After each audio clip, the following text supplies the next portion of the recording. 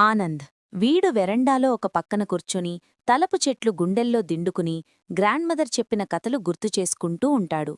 గాలిలో మోగిన పసిడి మొగ్గమాసనలో అతని గుండెల్లో ఒక చిన్న నవ్వు మెరుస్తుంది. శ్రవ్య ఆమె అట్టరిల్లు తిరుగుతూనే అన్ని ఓల్డ్ ఫోటోస్, పేపర్స్, చిన్న టాయ్స్ అన్నీ కొత్తంగా కనిపెట్టుకుంటూ ఇది మనం చిన్నప్పుడు వాడాంకదా అని అందర్ని పిలుస్తుంది. హర్ ఎక్సైట్మెంట్తో హౌస్ మొత్తం బ్రతుకుతుంది.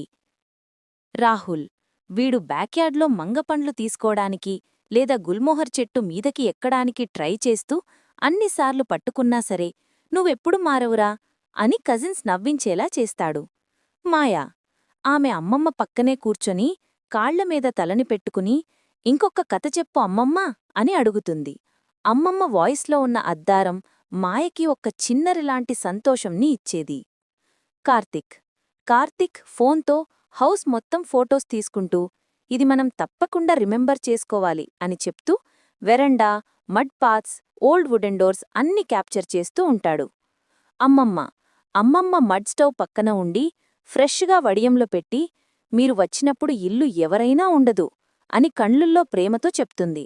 ఆమె మాటతో హౌస్ మొత్తం ఒక వామ్ మెమొరీలాగా అనిపిస్తుంది.